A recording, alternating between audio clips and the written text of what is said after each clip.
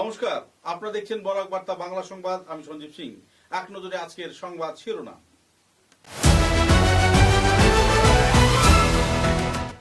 শিলচর শহরে high court permanent bench স্থাপনের ক্ষেত্রে চিফ জাস্টিসের সবুজ সংকেত, মুখ্যমন্ত্রী দিলেন আশ্বাস।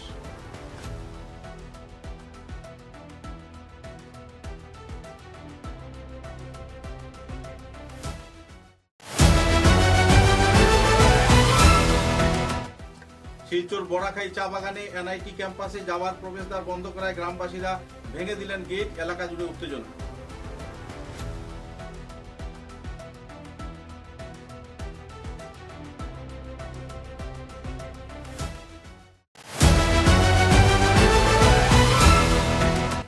শিলচর শ্মশানঘাটের পুকুরকে কেন্দ্র করে জনমনে তীব্র ক্ষোভ। নরককুণ্ডে স্নান করতে হচ্ছে শ্মশান যাত্রীদের।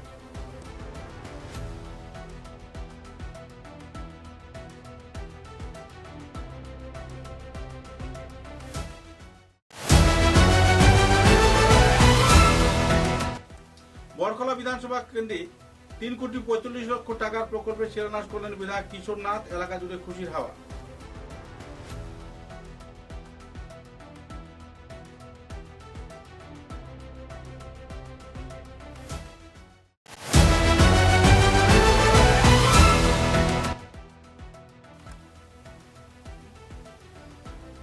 নরেন্দ্র মোদী ও অমিত শাহের আস্থার উপর ভিত্তি করে তৃণমূল কংগ্রেস ছাড়ার সময় কোনো শর্ত রাখেননি সুস্মিতা। তথ্য দিলেন সাংবাদিকদের কাছে। আবার এই বিস্তারিত খবর। শিলচরে স্থায়ীভাবে হাইকোর্টের বেঞ্চ স্থাপনের দাবি নিয়ে কমিটি সদস্যরা দীর্ঘদিন ধরে আন্দোলন করে আসছেন। বিভিন্ন জায়গায় দেওয়া হয়েছে স্মারকলিপি। শেষ পর্যন্ত মুখ্যমন্ত্রী হেমন্ত বিশ্ব শর্মার ডাকে গত 16 জুলাই শিলচর হাইকোর্ট বেঞ্চ স্থায়ীভাবে নির্মাণকে কেন্দ্র করে এক সভা আয়োজিত হয়। মুখ্যমন্ত্রীর আমন্ত্রণে সবাই গুয়াহাটিতে গিয়ে মুখ্যমন্ত্রীর সঙ্গে প্রায় 1 ঘন্টা ব্যাপী আলোচনা করেন। আলোচনাকে ঘিরে উঠে আসে বিভিন্ন তথ্য এবং সবুজ সংকেত দেন মুখ্যমন্ত্রী হেমন্ত বিশ্ব শর্মা। সাংবাদিকদের সঙ্গে কথা বলতে গিয়ে সংগঠন কর্মকর্তারা বলেন যে হাইকোর্টের চিফ জাস্টিস এ ব্যাপারেও আশাবাদী যে শিলচর শহরে কিংবা বরাক উপত্যকায় হাইকোর্টের স্থায়ীভাবে বেঞ্চ নির্মাণ করা হবে। এই সফলতাকে ঘিরে জনমনে খুশির হাওয়া বইছে। এদিকে হাইকোর্ট পার্মানেন্ট বেঞ্চ স্থাপন কমিটির কর্মকর্তারা শিলচর পৌঁছে শিলচরের বিভিন্ন নেতা মন্ত্রীদের সম্বর্ধনা জ্ঞাপন করে সম্মাননা প্রদর্শন করেন। উল্লেখযোগ্য যে হাইকোর্ট পার্মানেন্ট বেঞ্চ স্থাপন কমিটির কর্মকর্তারা বরখলা বিধায়ক কিশোর নাথকে ওনার ঘরে এসে সম্বর্ধনা প্রদান করে সম্মানিত করেন। কারণ এই কার্যক্রমে বিশেষভাবে সাহায্য করেছেন কিশোর নাথ। তিনি দীর্ঘ একদিন থেকে মুখ্যমন্ত্রীর সঙ্গে তাদের দেখা করিয়েছেন। সব মিলিয়ে এক আনন্দমুখর পরিবেশে বিস্তারিত তথ্য তুলে ধরেন সংগঠনের সম্পাদক নিখিল পাল, ধর্মানন্দ দেব, তুহিনা শর্মা, ডক্টর বিভাস দেব, অ্যাডভোকেট দেবস্মিতা, অ্যাডভোকেট জ্যোতির্ময় নাথ এবং অ্যাডভোকেট আকাঙ্ক্ষা সিং। শিলচর শহরে প্রথমবারের মতো দীর্ঘদিনের আন্দোলনের ফসল হাইকোর্ট ডিভিশন স্থায়ী বেঞ্চ স্থাপন করলে সকল স্তরের নাগরিকরা লাভান্বিত হবেন। তাদেরকে গুয়াহাটি কোনো মামলা মোকদ্দমার জন্য যেতে হবে না। এ ব্যাপারে বিস্তারিত তথ্য তুলে ধরেন সংগঠন কর্মকর্তারা এবং বিধায়ক কিশোর নাথ সবাইকে আশ্বাস দিয়ে বলেন যে আগামী দিনে এই প্রকল্প শিলচর শহরে বাস্তবায়ন হওয়ার যথেষ্ট সম্ভাবনা রয়েছে।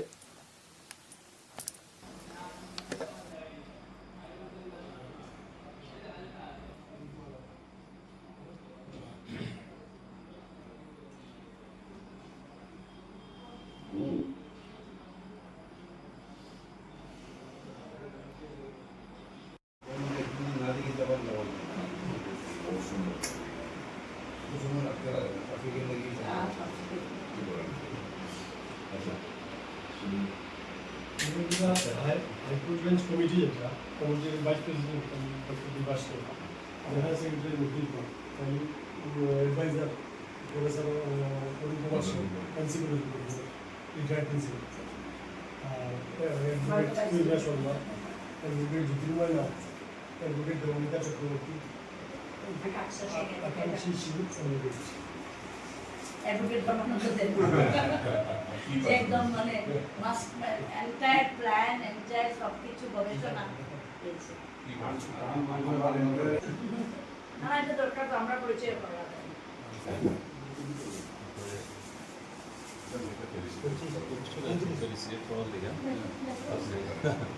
আমরা সঙ্গে আসতে আমরা যে গুয়াহাটি গেছিলাম টিম এখান থেকে বরাক আপনি সকাল থেকে বিকাল পর্যন্ত আমরা সঙ্গে আসতে আগে এই আমরা গ্রেটফুল যে আপনি সাপোর্ট আমরা পাইছি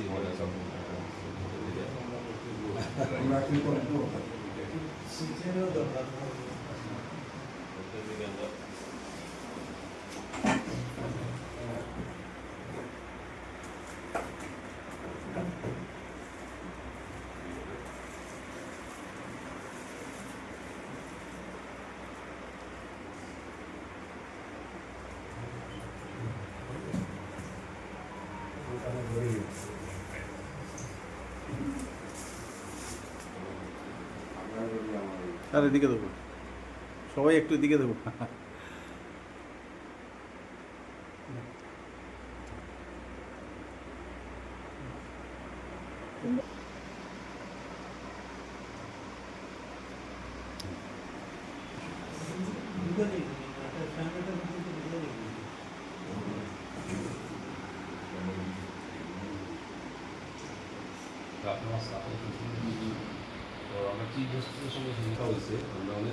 একটা বিরাট প্রচেষ্টা সফলতার মূল দোরগোড়ায় গিয়ে দাঁড়ানো।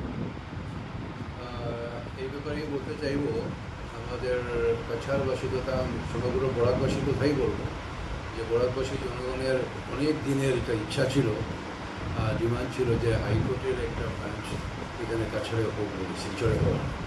তো সেটা নিয়ে অনেক দিন ধরে সেটা নিয়ে কথাবার্তা চলছিল, সকলের মনে একটা আশা ছিল, সকলে চাইছিলেন।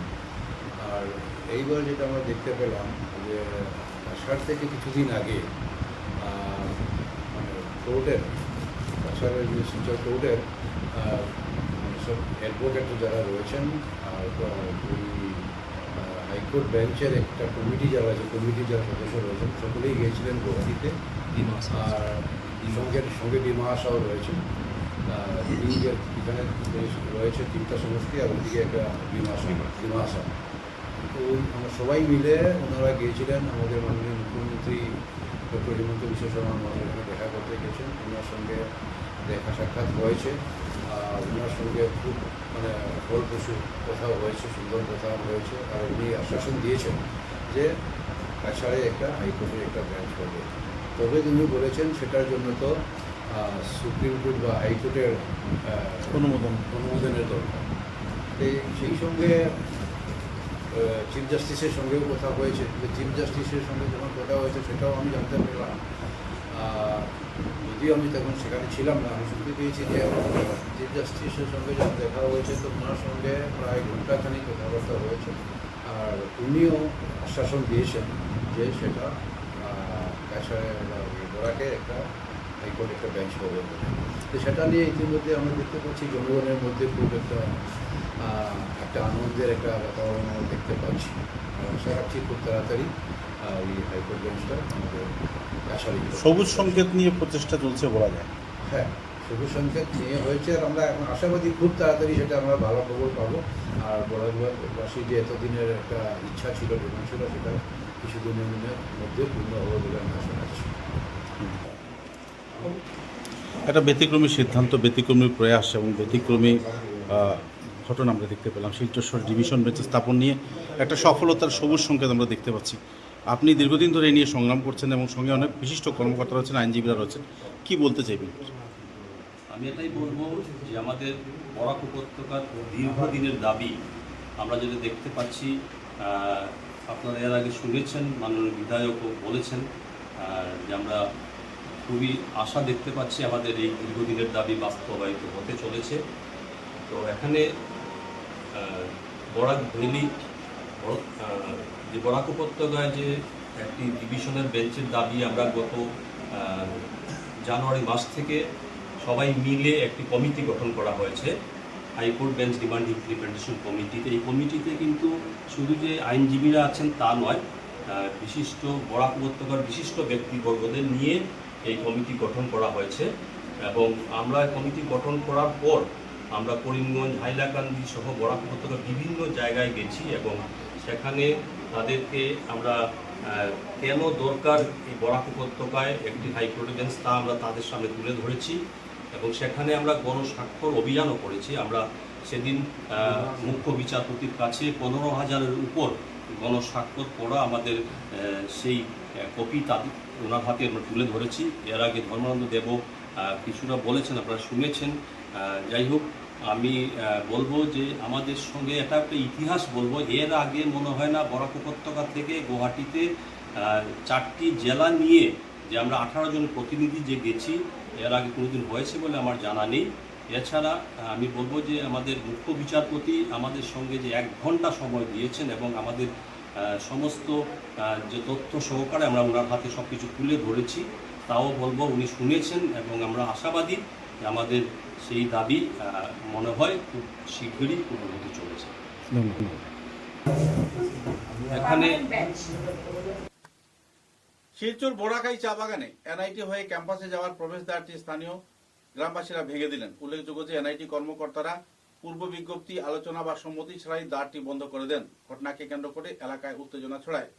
ক্ষোভে উপচে পড়া গ্রামবাসীরা এদিন একসাথে এসে গেট উপড়ে ফেলেন এবং এলাকায় কানুন ব্যবস্থার পরিস্থিতির সৃষ্টি হয়। আইন ব্যবস্থা যাতে নষ্ট না হয় সেজন্য পুলিশ প্রশাসন তৎক্ষণাৎ ঘটনাস্থলে পৌঁছয় এবং এনআইটি কর্তৃপক্ষ এবং গ্রামবাসীদের সঙ্গে আলোচনার পর এখনও সমস্যার সমাধান যদিও হয়নি, তবুও অস্থায়ীভাবে চলাচলের সুব্যবস্থা করা হয়েছে। পূর্ব বিজ্ঞপ্তি, আলোচনা কিংবা সম্মতি ছাড়াই এই দ্বারটি বন্ধ করায় এলাকার বহু গ্রামের নাগরিকরা প্রভাবিত হচ্ছেন। ঘটনাস্থলে এনআইটি আধিকারিকের সঙ্গে গ্রামবাসীদের অনেকক্ষণ বাকবিতণ্ডা হয়। স্থানীয়রা বলেন, আমাদের সুবিধা এবং অধিকার কোনো কথা ছাড়া কেড়ে নেওয়া গ্রহণযোগ্য হবে না। সাংবাদিকদের সঙ্গে কথা বলতে গিয়ে এলাকার নাগরিকরা বিস্তারিত তথ্য তুলে ধরেন বরাক বার্তার ক্যামেরায়।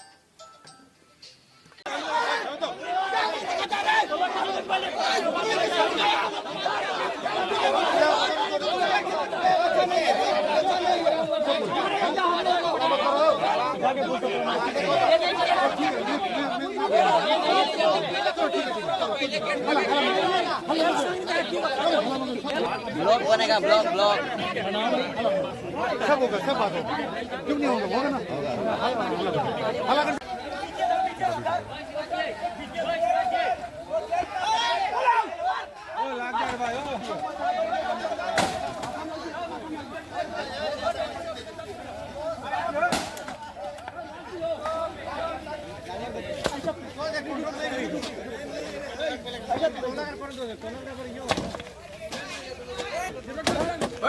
लाग जियो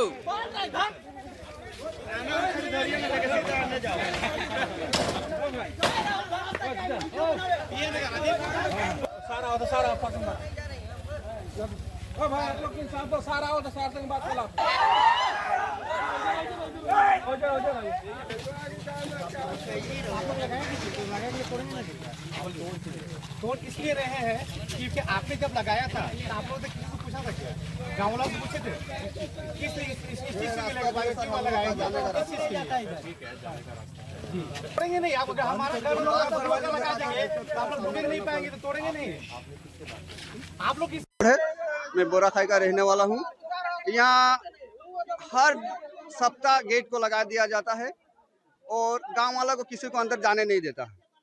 और एनआईटी का जो रास्ता है, हम लोग को एक विकल्प रास्ता मतलब टेम्पोररी जो दिया गया, और रास्ता की तरह रास्ता नहीं, आप लोग देख सकते हैं, जाकर कैमरा पे ले सकते हैं उसको। और कोई नोटिस नहीं देता, सबसे बड़ी बात एक भी नोटिस नहीं है। और एनआईटी का जो सिक्योरिटी कंपनी है, सिक्योरिटी कंपनी इसको डील करता है, सिक्योरिटी कंपनी इसको ये करता है। एनआईटी की अथॉरिटी सामने नहीं आना चाहता है। सिक्योरिटी कंपनी आज है कल चला जाएगा रास्ता बंद कर कर, तो हम गांव वाले कहाँ जाएंगे? हमको चाहिए सिक्योरिटी कंपनी से हम बात करना नहीं चाहते हैं, हमको एनआईटी के अथॉरिटी से बात करना है। एनआईटी का अगर अथॉरिटी ये रास्ता बंद किया है तो नोटिस देकर बंद करे, क्यों बंद किया, क्या रीजन है बंद करने के, ये हमको पूरा स्पष्ट चाहिए। ये जो नया डायरेक्टर है, हमने बहुत बार सुना है कि उनका लोगों के साथ, जो गांव वाले हो या आसपास के लोगों के साथ उनका बिहेवियर अच्छा नहीं है, ठीक है। तो हम देख रहे हैं उनके आने के बाद ही ये सड़क को बंद किया। हाँ, ये बात सही है। तो क्या कहना चाहेंगे? उनको यही कहना चाहेंगे कि ये जो आसपास का जो गांव है, कोई भी इंस्टीट्यूट हो या बड़े कोई उद्योग हो, उनका एक दायित्व बनता है कि आसपास के गांव को वो डेवलप करे। लेकिन यहाँ पर एनआईटी होते हुए आज कम से कम 25-30 साल हो गया है, लेकिन गांव का एनआईटी की ओर से कोई भी डेवलपमेंट नहीं है, कोई भी डेवलपमेंट नहीं है। इतना बड़ा संस्था होने के बाद आज हम लोग का जो गांव का चाय बागान के लोग हैं उनको एनआईटी के अंदर घास काटने नहीं दे रहा है। तो ये जो डायरेक्टर है इनको मैं कहना चाहूँगा कि आप गांव वाले के प्रति इतना सख्त मतलब ना हो, सख्ती से पेश ना आए तो अच्छा होगा।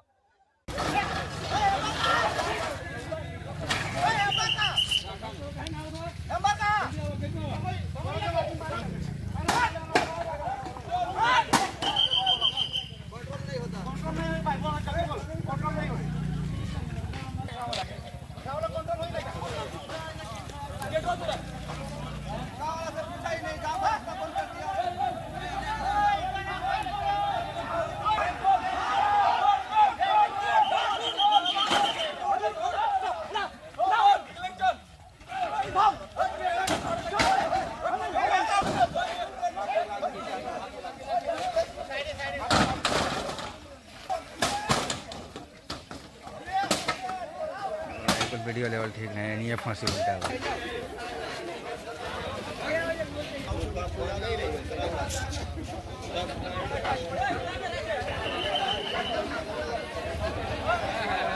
এই দিক সেদিক ছিটাইয়া থাকলে হইতো না, একটু লোকের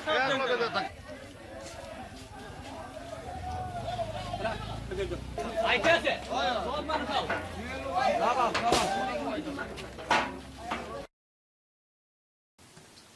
কবি শেখ ফজলুল করিম বলেছিলেন, কোথায় স্বর্গ কোথায় নরক কে বলে তা বহুদূর, মানুষের মাঝে স্বর্গ নরক মানুষেই সুরাসু।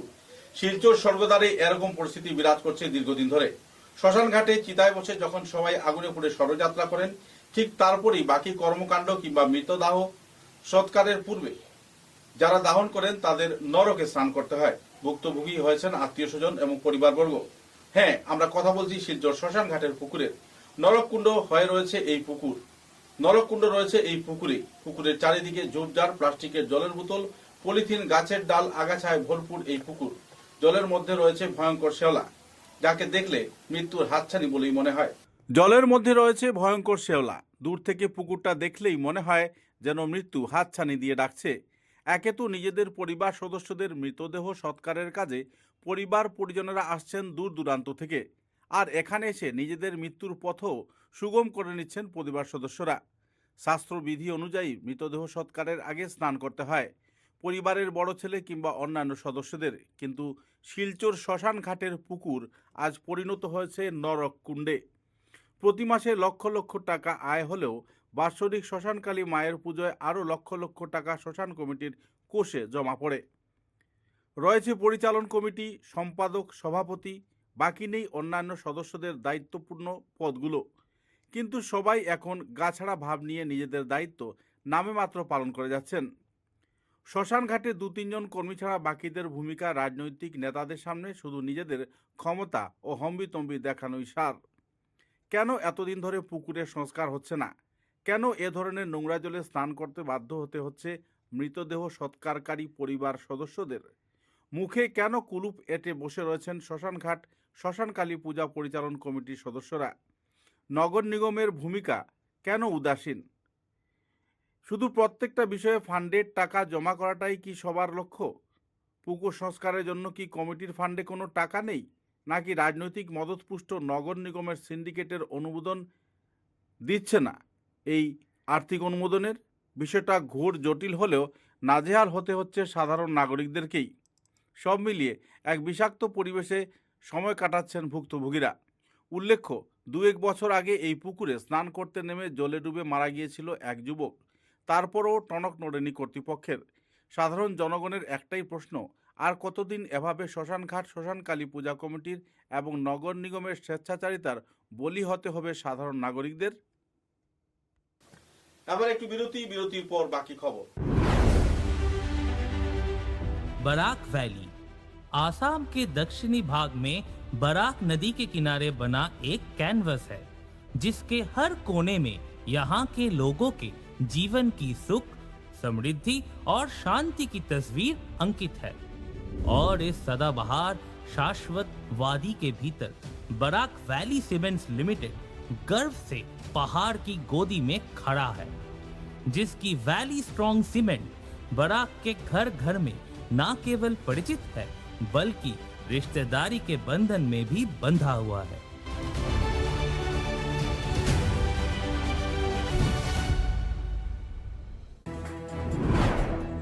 Valley Cement. Valley strong, very strong.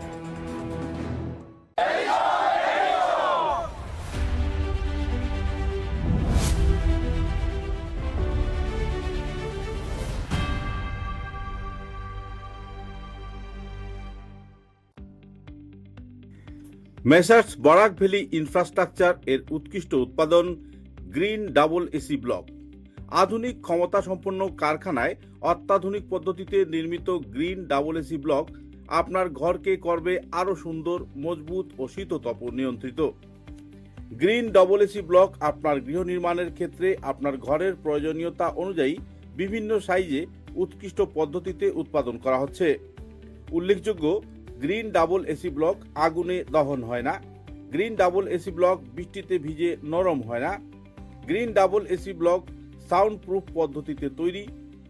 Green double AC block নির্ধারিত পদ্ধতিতে গৃহ নির্মাণে কম খরচে উন্নত মানের সামগ্রী দিয়ে সেটিং করতে হয়।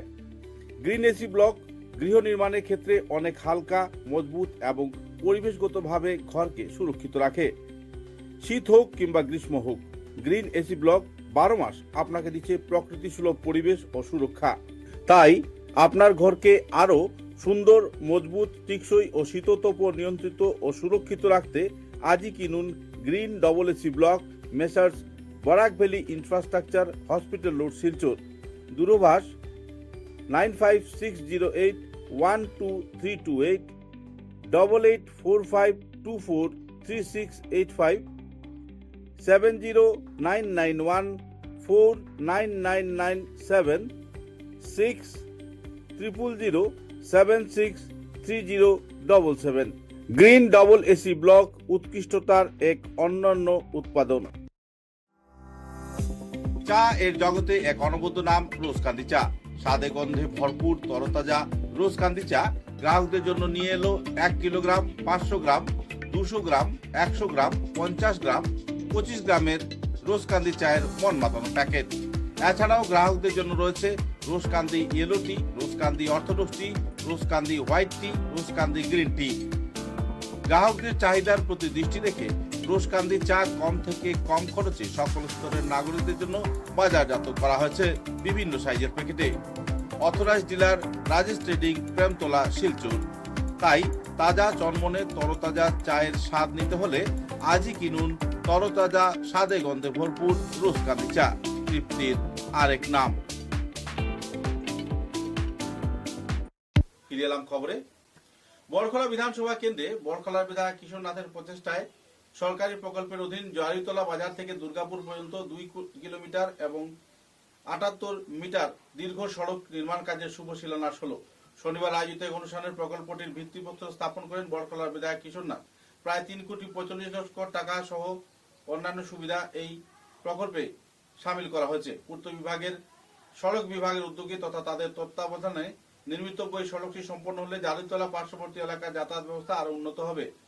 পাশাপাশি শিক্ষা, স্বাস্থ্যসেবা, কৃষি ও ব্যবসা বাণিজ্যের ক্ষেত্রেও নতুন সম্ভাবনার দ্বার উন্মোচিত হবে বলে আশা প্রকাশ করেছেন এলাকার বুদ্ধিজীবীরা।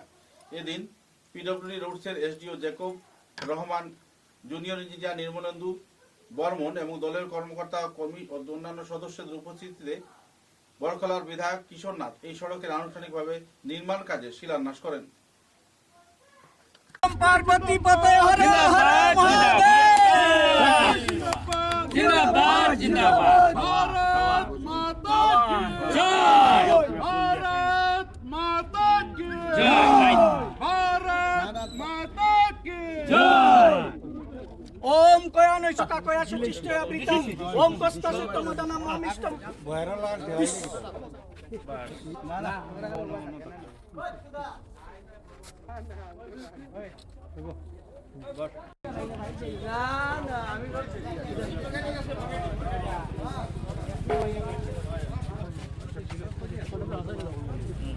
ओम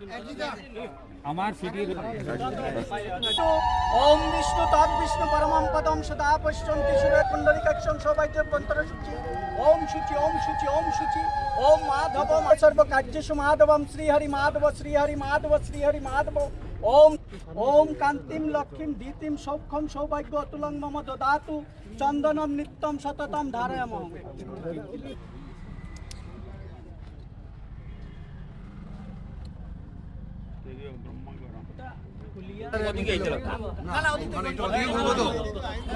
ঠেলা দিলে যাইব তো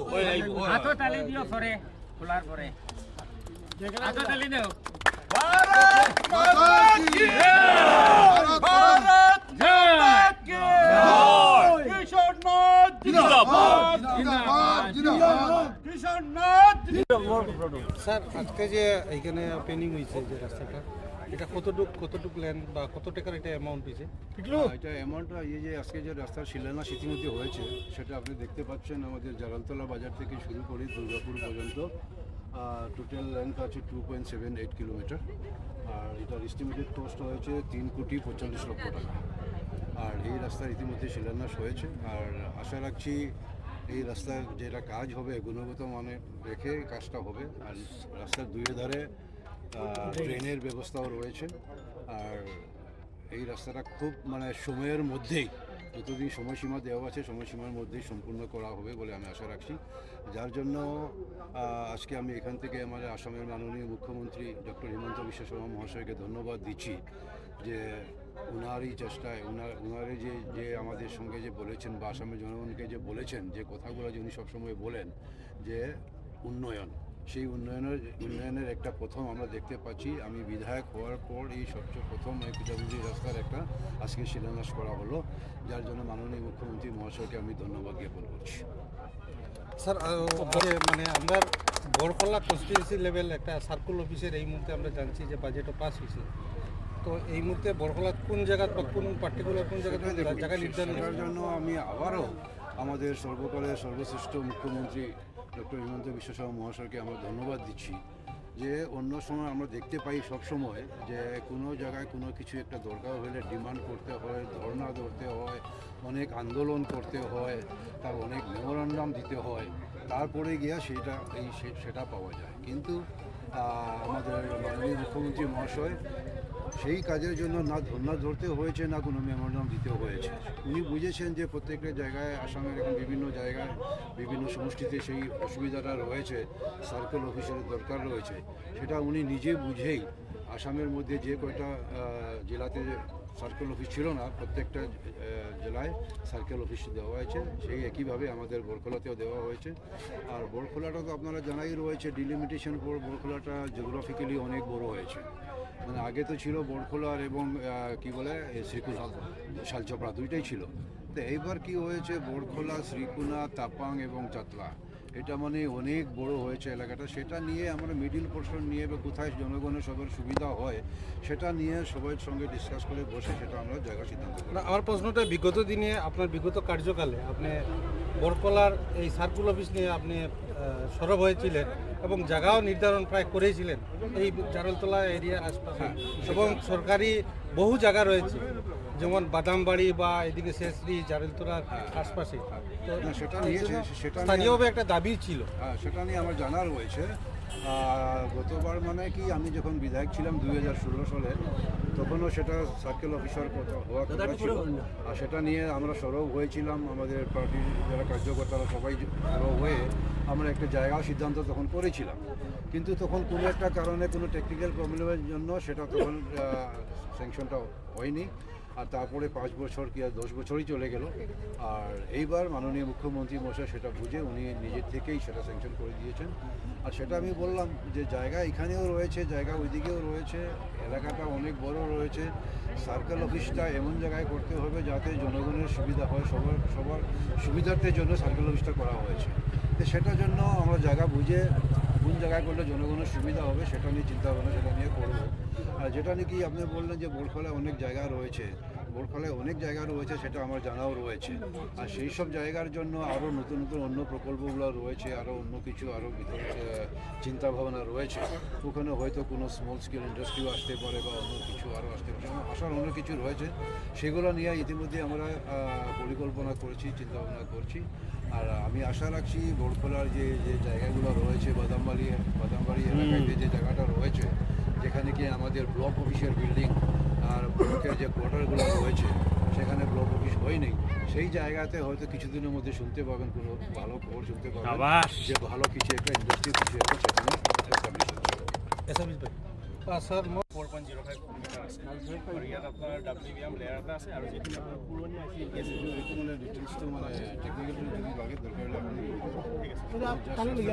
আমার আসাম মালা যেটো আমার প্রধান সমস্যা, এই আসাম মালা যেটো রাস্তার জারালতলা টু আপ টু আপনার খামৰ বাজাৰ, যদিও এই মুহূৰ্তে বিল্ডিং কনষ্ট্ৰাকশ্যন বুলি এটা কণ্ট্ৰেক্টাৰ পাইছে কাম, কিন্তু এতিয়ালৈকেও বহুত প্ৰব্লেম আছে। এইটো চল্ভৰ বাবে আপোনালোকে কোনো ব্যৱস্থা লৈছে? আসাম মালাৰ যিটো ৰাস্তা আছে, এইটো আমাৰ দলু মহাসড়কৰ পৰা ধৰি পেলাই একদম কাঠিগড়ালৈকে গৈছে, খাম্বাৰ বজাৰ হৈ পেলাই। সেই ৰাস্তাটো আপোনালোকৰ সকলো মনত আছেই চাগে, যেতিয়া মই 2016 পৰা 2021 মই বিধায়ক আছিলোঁ, তেতিয়া এই ৰাস্তাটো চেংচন কৰা আছিলে।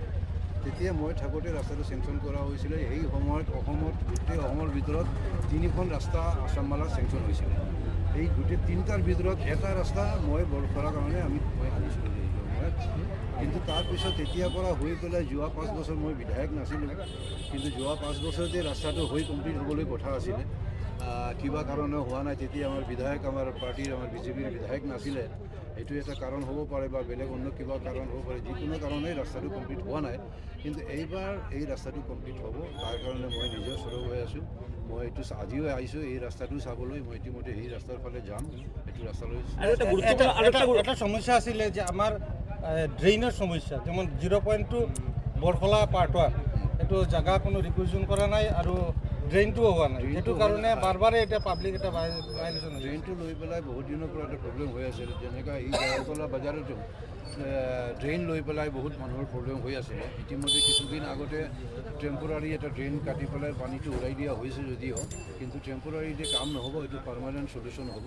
আৰু পাৰ্মানেণ্ট চলিউশ্যনৰ কাৰণে ডিপাৰ্টমেণ্টৰ ইঞ্জিনিয়াৰৰ লগত তেওঁলোকৰ লগত কথা কৰা হৈছে। আৰু আশা কৰিছোঁ ইতিমধ্যে ৰাস্তাৰ লগত ড্ৰেইনৰ কাম হৈ বৰ্তমানে খালানী শিলচৰ সড়ক যিটো বেহাল অৱস্থা আছে, এইটো কিবা হয়, সেইটোতো মই গম পাই আছোঁ। মইতো ক'লোৱেই এইটো, এতিয়া বাৰিষাৰ ছিজন, তাৰ কাৰণে ৰাস্তাটোৰ অৱস্থাটো আৰু বেয়া হ'ল। প্ৰাথমিকভাৱে কিবা ৰিপেয়াৰিং কৰা যাব নেকি এইটো খালানী শিলচৰ? প্ৰাথমিকভাৱেতো কাজ চলি আছে, কিন্তু এই বৰষুণৰ বতৰত প্ৰাথমিকভাৱে এদিন কাজ কৰিলে ছেকেণ্ড দিন বেয়া হৈ যায়। কিন্তু এই ৰাস্তাৰ ওপৰত ডেইলি গ'লে 200 বা 300 গাড়ী চলি আছে। 200-300 গাড়ী যেতিয়া চলে, তেতিয়া টেম্পৰাৰী কামত কাম লাগিব। আৰু এই ৰাস্তাৰ আৰু এটা কথা আছে, শিলচৰ জয়ন্তী সড়ক যিটো অভাৰলোড লৰি চলাচলৰ কাৰণে জিলা প্ৰশাসনে নিষেধাজ্ঞা জাৰি কৰিছে যদিও, কিন্তু অভাৰলোড লৰি দিব্যি চলি আছে। এতিয়া মানে কি ক'ব আপুনি? দিব্যি যদি তেনেকৈ চলি আছে আৰু প্ৰশাসনে যদি নিষিদ্ধ কৰিছে, তাৰপিছতে যদি চলিছে, মই এইটো লৈ পেলাই এতিয়া মই নিজে সৰব হ'ম আৰু প্ৰশাসনক মই ক'ম, যদি অভাৰলোড গাড়ী কেনেকৈ পায়, যদি লগে লগে সিহঁতক ধৰি পেলাই নিয়মৰ ভিতৰত যি ফাইন কৰিব লাগে, যি একশ্যন ল'ব লাগে, সেইটো একশ্যন লোৱা হ'ব। Thank you. তৃণমূল কংগ্রেস ছাড়ার সময় কোনো শর্ত ছিল না সুস্মিতা দেবের। নরেন্দ্র মোদী এবং অমিত শাহের এর উপর আস্থা রেখে সুস্মিতা বিজেপি দলে যোগদান করেছেন। তৃণমূল কংগ্রেস ছেড়ে বিজেপিতে যোগ দিয়ে রাজ্যসভার সাংসদ নির্বাচিত হওয়া সুস্মিতা দেব শনিবার প্রথমবারের মতো তারা নিজ শহর শিলচরে পৌঁছান এবং তাকে সম্বর্ধনা জ্ঞাপন করা হয়। সকালে কুমিরগ্রাম বিমানবন্দরে পৌঁছলে কিছু কর্মী সমর্থক তাকে উষ্ণ সম্বর্ধনা জানান। এদিকে শিলচর জেলা বিজেপি কার্যালয়ে ওনাকে সম্বর্ধনা প্রদান করা হয়। অনুষ্ঠানে উপস্থিত ছিলেন বিধায়ক দীপায়ন চক্রবর্তী তথা প্রাক্তন সদস্যরা। সেই সঙ্গে রয়েছেন সাংসদ পরিমল শুক্লবৈদ্য, বর্তমান রাজ্যসভা সাংসদ কনাথ পুরকাস্ত, শিলচরের বিধায়ক রাজদীপ রায় এবং অন্যান্য সদস্যরা। এক ভাবগম্ভীর অনুষ্ঠানে সুস্মিতা দেবকে সম্বর্ধনা জ্ঞাপন করা হয়। পরে সাংবাদিকদের সঙ্গে কথা বলতে গিয়ে নিজের মনের ভাব ব্যক্ত করেন বর্তমান বিজেপি নেত্রী তথা সাংসদ সুস্মিতা দেব।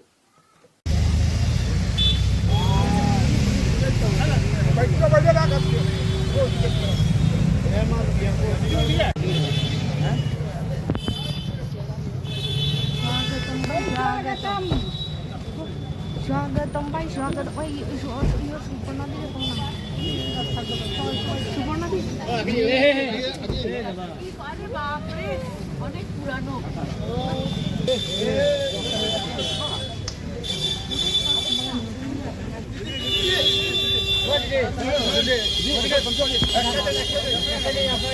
भारत माता के भारत माता के जय जय श्री राम विजय विजय विजय जय श्री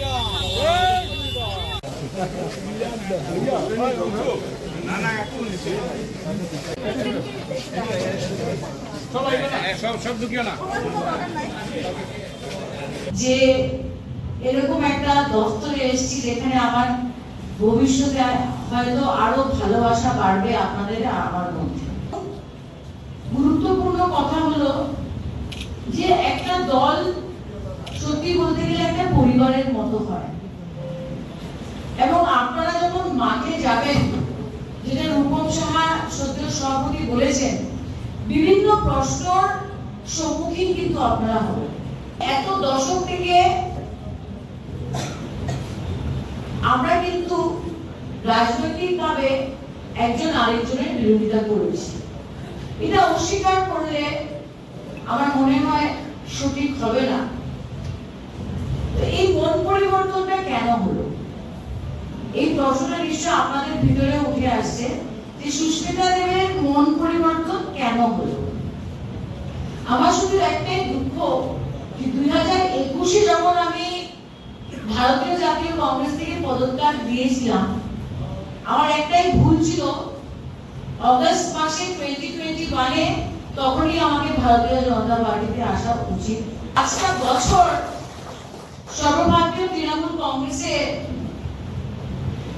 মেম্বারশিপ নিয়ে প্রচুর চেষ্টা করেছি কাজ করার, কিন্তু এটা স্পষ্ট হয়ে গেছে যারা বলে যে বিচারধারা কি লড়াই है, আমাদের শুনি পার্লামেন্টে টিভিতে কি বিচারধারা কি লড়াই है, তবে আমি বলবো যে আমরা নর্থ ইস্টার্ন স্টেটসের দিকে তাকাই, নর্থ ইন্ডিয়ার দিকে তাকাই, বা এখন আমরা বলতেই পারি যে সাউথের দিকেও যখন আমরা তাকিয়ে দেখি, এটার মধ্যে কোনো দুমত নেই যে ভারতীয় জনতা পার্টির যে আদর্শ বা আইডিওলজি আছে, বা আরএসএস এর যে আদর্শ আইডিওলজি আছে, প্রধানমন্ত্রী নরেন্দ্র মোদীজির যে ভিশনটা এই দেশের জন্য রয়েছে, এবং ন্যাশনাল সিকিউরিটি হোক বা ইন্টারনাল সিকিউরিটি হোক, সেটা সামনে রেখে ভারতবর্ষের স্বরাষ্ট্রমন্ত্রী অমিত শাহজির যে ভিশনটা রয়েছে, আর অত্যন্ত গুরুত্বপূর্ণ, যাকে আমি অনেক দশক থেকে আমার বাবার পরে যদি রাজনৈতিক গুরু মেনে থাকি, উনি হলেন আসামের সদ্য মুখ্যমন্ত্রী ডক্টর হেমন্ত বিশ্ব শর্মা। আইডিওলজি, এই আদর্শ, এই ভিশনটার গ্রহণযোগ্যতা আজকে কাশ্মীর থেকে কন্যাকুমারী আর মণিপুর থেকে গুজরাট পর্যন্ত কিন্তু গ্রহণযোগ্যতা পাচ্ছে, এটা অস্বীকার করলে চলবে না। অনেকে বলেন যে আপনি আইডিওলজিক্যাল সামারসল্ট কেন মানলেন। আপনারা যখন মাঠে যাবেন, মানুষ কিন্তু আপনাদেরকে জিজ্ঞেস করবে যে কি হলো, সুস্মিতা দেবকে তোমরা গ্রহণ করলেন, কি যুব মোর্চার প্রেসিডেন্ট নিযুক্ত করেছি। আমি স্পষ্টভাবে বলে দিই, কি হয়, আমরা যখন একটা পাঠশালার ছাত্রী বা ছাত্র থাকি, তখন আমরা ইতিহাস যখন পড়ি বা যে কোনো সাবজেক্ট পড়ি, আমাদের এই সাবজেক্টটা কে পড়ায়? ওই পাঠশালার অধ্যাপক বা হেডমাস্টার পড়ায়। তো আমি যে পাঠশালার ছাত্রী ছিলাম স্টুডেন্ট লাইফ থেকে, সেই পাঠশালার নাম ছিল ভারতীয় জাতীয় কংগ্রেস এবং তারপরে সর্বভারতীয় তৃণমূল কংগ্রেস। তো সেই পাঠশালার হেডমাস্টার আমাকে বুঝিয়েছে যে বিজেপির আইডিওলজি কি আর আরএসএস এর আইডিওলজিটা কি। ভারতীয় জনতা পার্টিতে জয়েন করার আগে 9 জুলাই আমি কিন্তু আমার ইস্তেফাটা দিয়েছিলাম 9th জুন বা 10th জুনে দিয়েছিলাম। এক মাস যেরকম কম্পিউটারের হার্ড ডিস্কে রিবুট করা হয়, আমি আজকে রূপমকে ধন্যবাদ জানাচ্ছি, আমাকে দুটো বই দিয়েছেন, এটা পড়তে হবে। কিন্তু এছাড়া ভূপেন্দ্র যাদবজি মাননীয় মন্ত্রী এবং পশ্চিমবঙ্গের যিনি দায়িত্বে ছিলেন, উনি আমাকে একটা বই গিফট করেছিলেন যখন প্রথমবার দেখা করলো। সো যেভাবে কম্পিউটার রিবুট হয়, আমাকে নতুন করে শিখতে হয়েছে, কারণ আগে যে চশমা পরে আমি বিজেপির দিকে তাকিয়েছি বা বিজেপির আইডিওলজির দিকে তাকিয়েছি বা আরএসএস এর অ্যাক্টিভিটির দিকে তাকিয়েছি, সেটা কিন্তু ওই পাঠশালার হেডমাস্টার আমাকে শিখিয়েছে। কিন্তু এটা আমি অস্বীকার করবো না। আজকে আপনাদের মধ্যে দাঁড়িয়ে যদি আমি বলি যে আমি সব শিখে নিয়েছি, আমি আরএসএস এর হিস্ট্রি ইতিহাস সব জানি বা বিজেপির ব্যাপারে সব শিখে নিয়েছি, এটা বলা সঠিক হবে না। যে আগামী দিনে আপনাদের সঙ্গে যখন কাঁধে কাঁধ মিলিয়ে কাজ করব, হাতে হাত মিলিয়ে কাজ করব, আপনাদের কাছ থেকে আমার অনেক কিছু শেখার আছে, সেটা আমি মাথা পেতে নিশ্চয়ই শিখব। সনাতন চিন্তাধারায় বিশ্বাস করা এবং সনাতনী চিন্তার মূল যে কথা সেটা হচ্ছে যে সবাইকে আপন করে না, এবং স্বাভাবিকভাবে সেই ধারাকে বজায় রেখে রাজনীতির অঙ্গনে উনিও এসেছেন। এই শিলচর তথা কাছাড় জেলার মানুষ বিভিন্ন সময়ে বিভিন্ন পদে তাকে সমর্থন দিয়ে তাকে জনপ্রতিনিধি হিসেবে দায়িত্ব দিয়েছেন।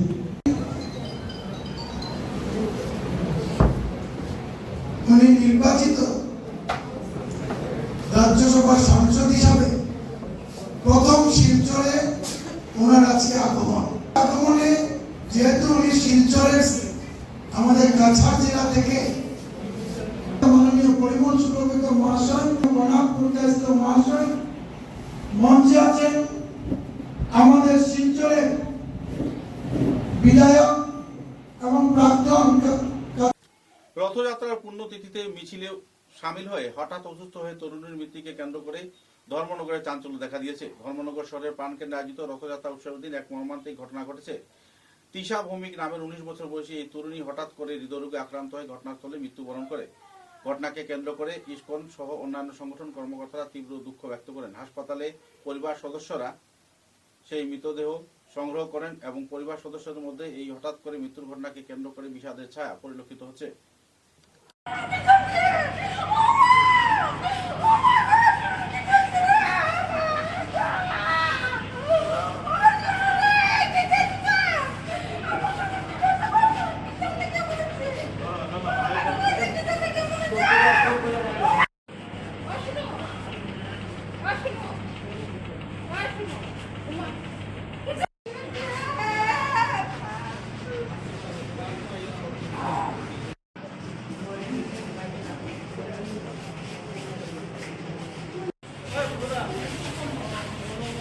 এখন থেকে মোটামুটি আধা ঘন্টা 45 মিনিট আগে পেশেন্ট নিয়ে আসা হয়। 19 বছর বয়সের এক ফিমেল পেশেন্ট।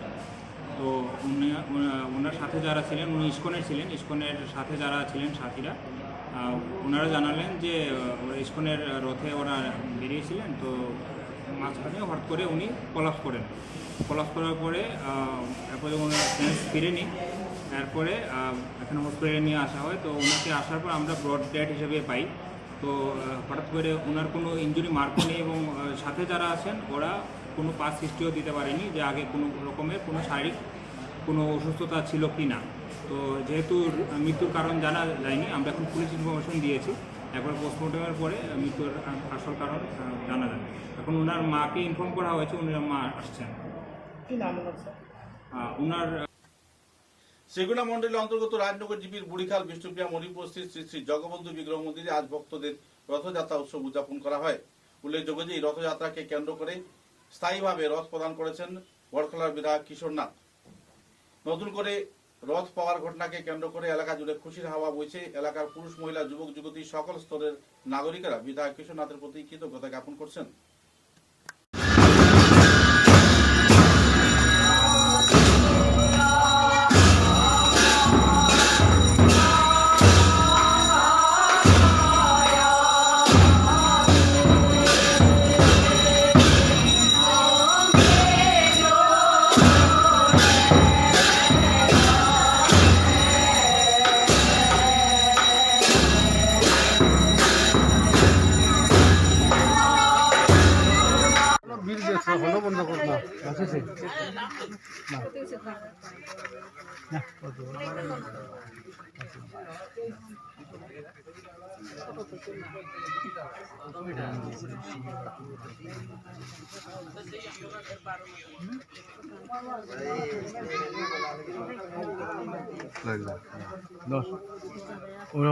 ডাক দে রাজা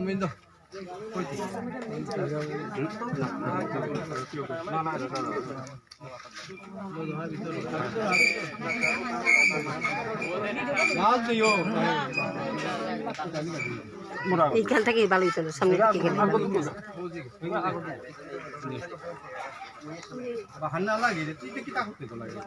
না না লাগে বাদ দে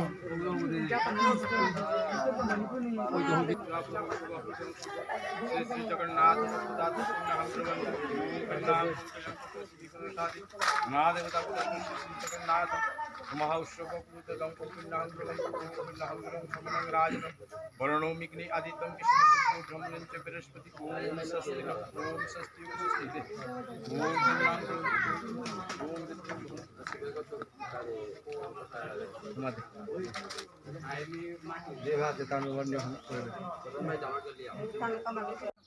নমস্কার। আজকে শ্রীকুনা মণ্ডলের অন্তর্গত আমাদের বিষ্ণুপ্রিয়া অধ্যুষিত বুড়িখাল গ্রামের বিশেষ করে মায়েদের জন্য অতি আনন্দের দিন, কারণ আজকে সমগ্র বিশ্বে জগন্নাথ মহাপ্রভুর রথোৎসব পালিত হতে যাচ্ছে। সেই উপলক্ষে আমাদের বুড়িখাল গ্রামে আমাদের বহুদিনের একটি স্বপ্ন পূরণ হয়েছে।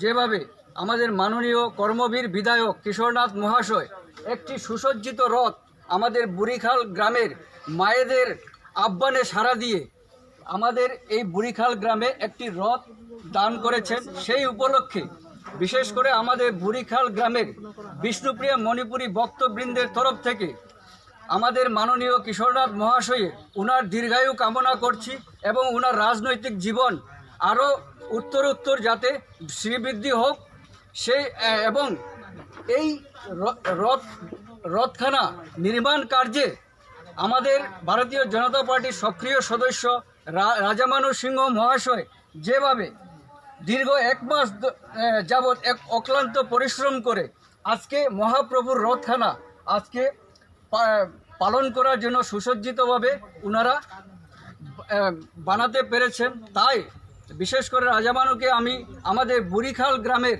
ভক্তবৃন্দের তরফ থেকে অশেষ অশেষ ধন্যবাদ জ্ঞাপন করছি।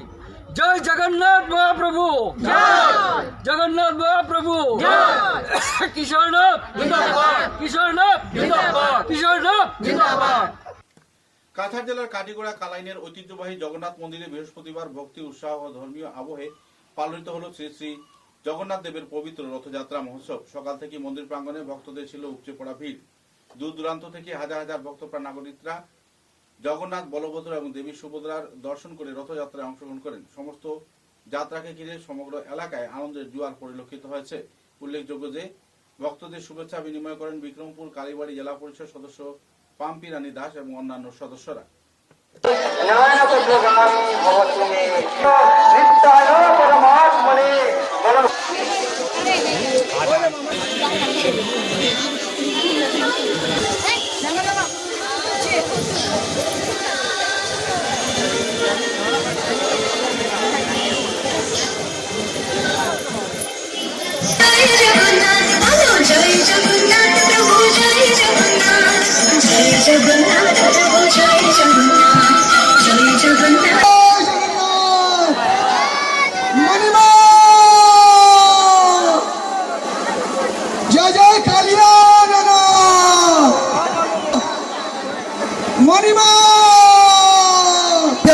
শেষ।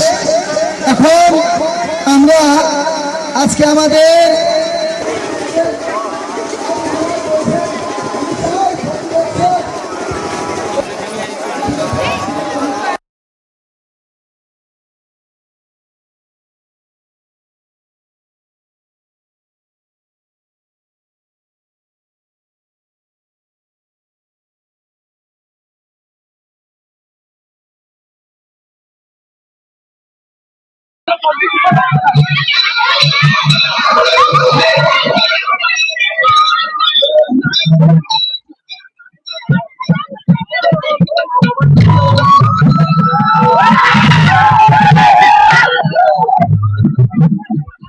নমস্কার। আজকের এই রথযাত্রার পূর্ণতিথিতে সকলকে জানাই আন্তরিক প্রীতি ও শুভেচ্ছা। আজ আমি কালীবাড়ি বিক্রমপুর জেলা পরিষদ এলাকার কালাইন জগন্নাথ মন্দিরে এসেছি। এখানে এসে অনেক ভক্তের সমাগম দেখেছি, তাই আমি আজ নিজেও খুব আনন্দ উপভোগ করেছি। আজকে আমরা সবাই খুবই আনন্দিত। আমি প্রভু জগন্নাথ ঠাকুরের কাছে প্রার্থনা করছি উনার আশীর্বাদ যেন সবার উপর বর্ষিত হোক। নমস্কার। খবরের শেষে বরাক বার্তা বাংলা সংবাদের সংবাদ শিরোনাম আরো একবার। শিলচর শহরে হাইকোর্ট পার্মানেন্ট বেঞ্চ স্থাপনের ক্ষেত্রে চিফ জাস্টিসের সবুজ সংকেত, মুখ্যমন্ত্রী দিলেন আশ্বাস।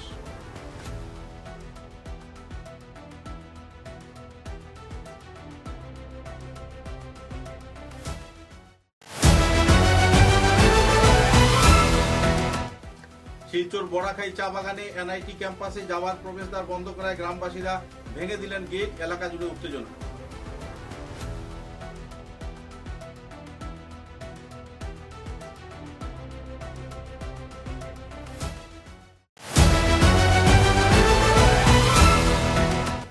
শিলচর শ্মশানঘাটের পুকুরকে কেন্দ্র করে জনমনের তীব্র ক্ষোভ, নরককুণ্ডে স্নান করতে হচ্ছে শ্মশান যাত্রীদের।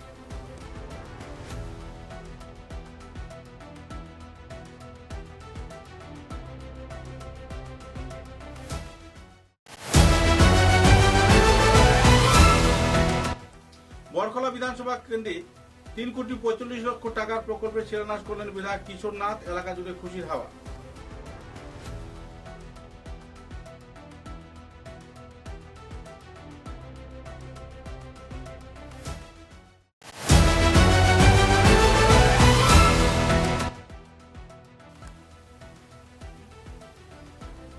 নরেন্দ্র মোদী ও অমিত শাহের আস্থার উপর ভিত্তি করে তৃণমূল কংগ্রেস ছাড়ার সময় কোনো শর্ত রাখেননি সুস্মিতা, তথ্য দিলেন সাংবাদিকদের কাছে। এখনকার মতো বরাক বার্তা বাংলা সংবাদ এ পর্যন্তই। নমস্কার।